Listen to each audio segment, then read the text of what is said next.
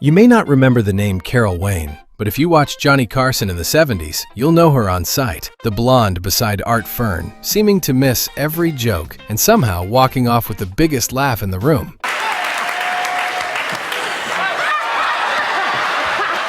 For 18 years, she kept coming back to that couch, over 100 nights, almost always as that same character. They thought they knew exactly who she was. One night, without meaning to, Johnny said it himself. You know, I'd give $1 million for just a straight man, once somewhere. Not a... What? Oh, I missed it. Johnny wanted someone to play it straight. Carol never quite let him, and why she couldn't or wouldn't is a story almost no one knows.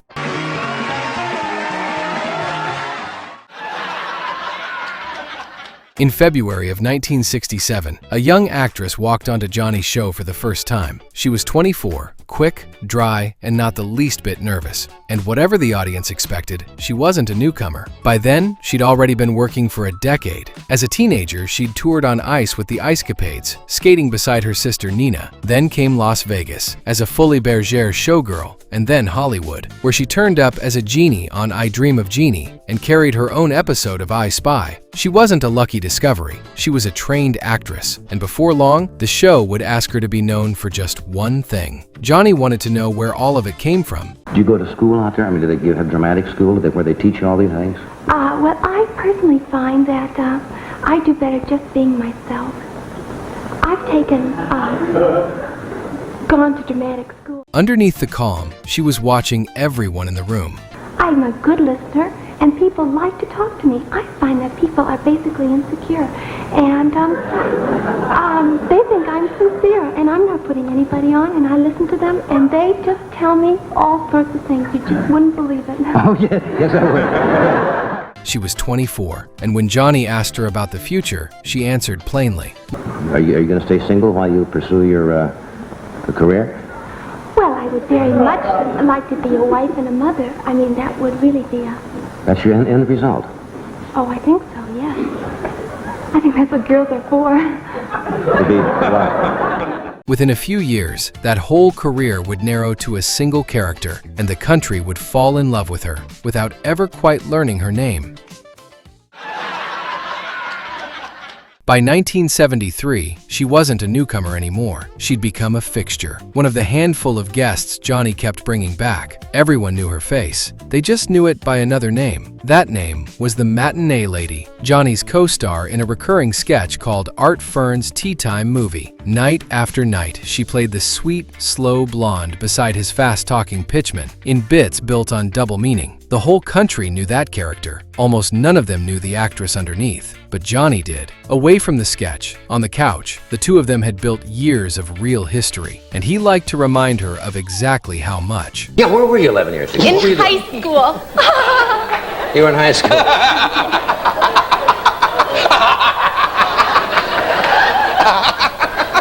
That really puts it in perspective, you know?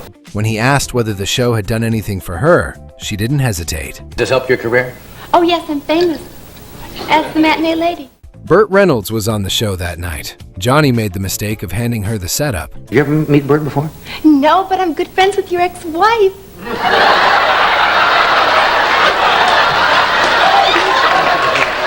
She kept doing it, topping him, taking the laugh, leaving him nowhere to go.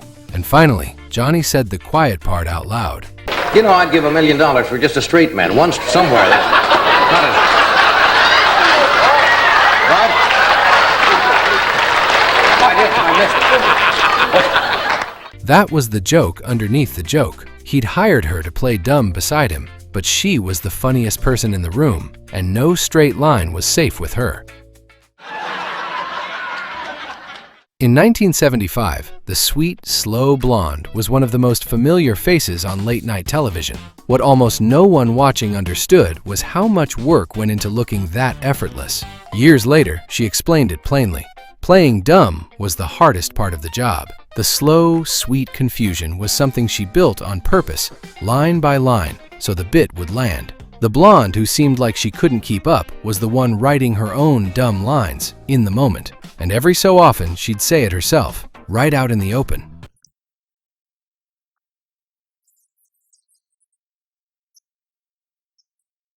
The show came with a quiz. Carol decided she'd be the one asking the questions.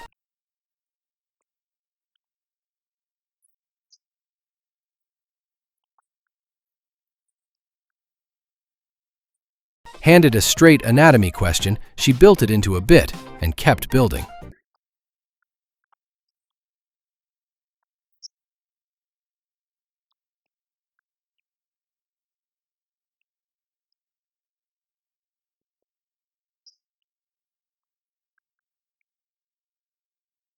And when the subject turned to anniversary gifts, she had the last word.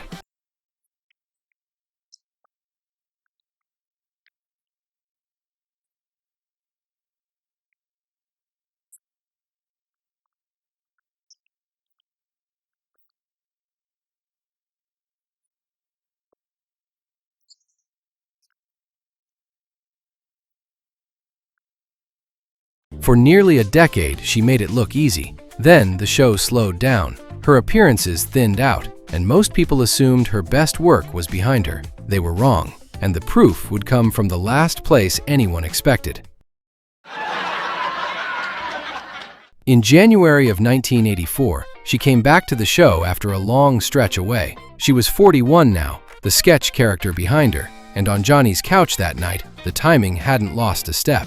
A magazine had just run a long piece on her, and its title was a joke about how often she'd sat on that couch.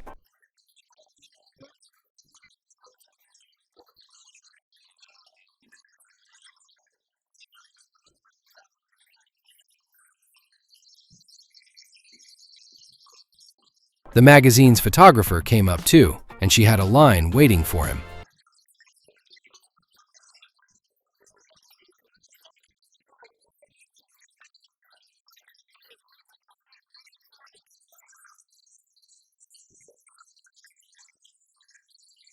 She was there to promote a film called Surf 2. Johnny asked the obvious question.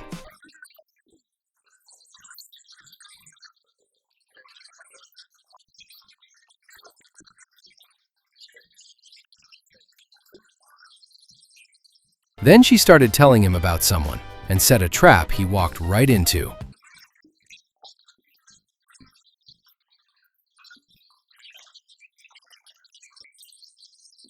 And then she kept going, spinning a small, absurd story further than it had any right to go.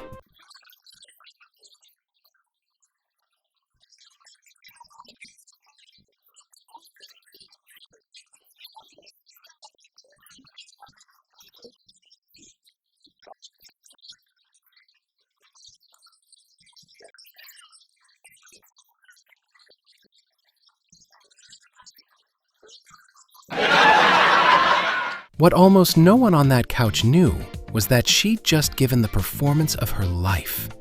A few months earlier, she'd taken a dramatic role in a small film called Heartbreakers, and when the reviews came in, one of them came from Roger Ebert, the Pulitzer Prize-winning film critic of the Chicago Sun-Times.